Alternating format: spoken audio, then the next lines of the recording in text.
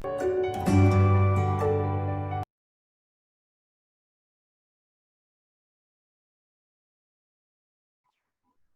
morning, everyone. Today we will continue our second chapter of history, writing and city life. And today our topic is movement of goods into cities and communication. The significance of urbanism in Mesopotamia already we have discussed in our previous videos. Today our topic is movement of goods into cities and communication we are going to discuss.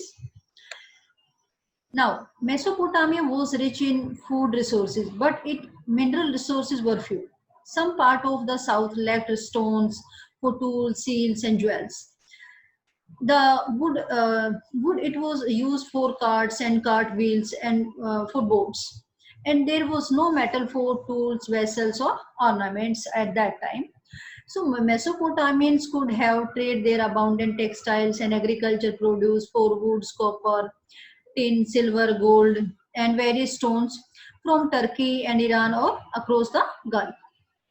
At that time, regular exchange was possible only when there was a social organization to equip foreign expedition and exchange of goods.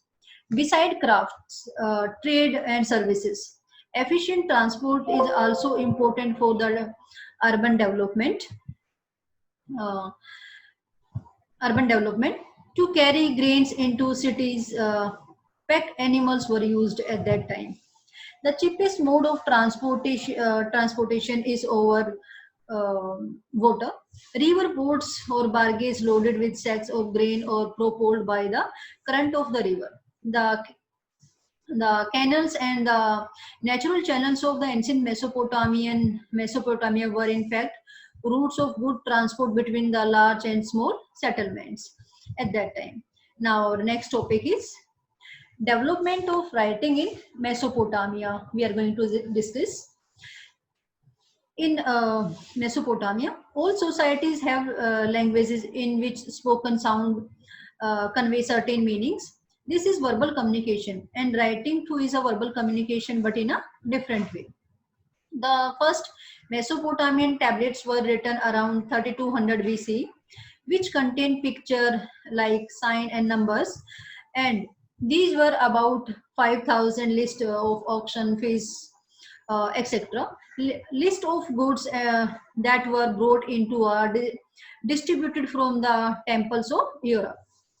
And Mesopotamians wrote on tablets of clay.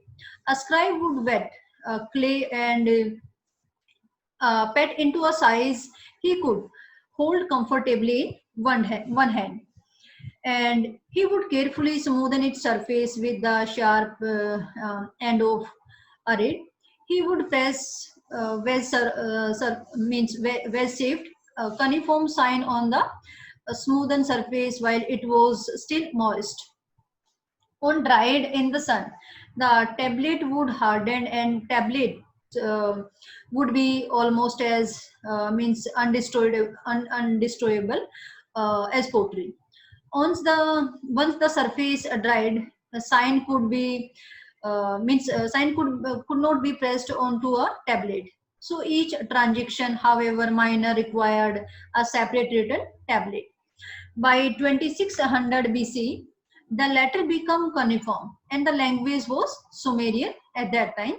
Writing was now used not only for keeping records but also it was used for means making dictionaries, giving legal validity to land transfer, narrating the deeds of the kings, and announcing the changes a king had made for the customary laws of the land at that time. Now, Sumerian, the earliest known language of Mesopotamia, and it was gradually replaced after 2400 BC by the Akkadian language. Now, our next topic is system of writing in cuneiform. Cuneiform sign did not represent a single uh, consonant vowel, such as M or A in the English alphabet by syllable, say, put, come, in. Thus, the sign that a Mesopotamian scribe had to learn ran into hundreds, and he had to be able to handle a wet tablet and get it written before it dried. So writing was a skilled craft, but more important, it was an numerous intellectual achievements conveying in visual form the system of sounds of a particular language. Now, our next topic is literacy in Mesopotamia. Literacy in Mesopotamia, we are going to discuss our next topic. Very few Mesopotamians could read and write. Not only there were hundreds of signs to learn, but many of these were complex. For the most part of however, writing reflected the mode of speaking. Now our next topic is construction, construction and maintenance of temples in the Mesopotamia. We are going to discuss. The earliest cities emerged around temples. Some cities developed as centers of trade, and some were imperial cities. Early settlers began to build and rebuild temples at selected spots in their villages. The earliest known temple was a small Syrian made of unbuilt bricks. Temples were the residence of various gods like moon god, sun god, and the goddess of love and war at that time. Temples become larger over time with several rooms around open courtyard. Some of the early ones were possibly not unlike the ordinary houses, but temples always had outer means their outer walls, which no ordinary buildings ever had at that time. And God was the focus of worship. uh, to him or her people brought grain, curd, fish, and the god was also the theoretical owner of agriculture, fields, fisheries, and the hearts of the local communities.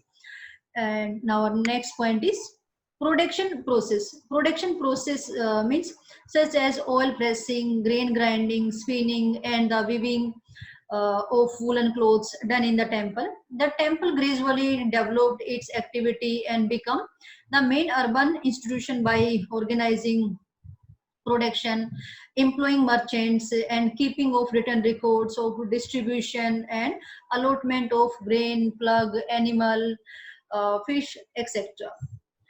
So these are the features of construction and maintenance of temples in Mesopotamia. Hope it is clear to all.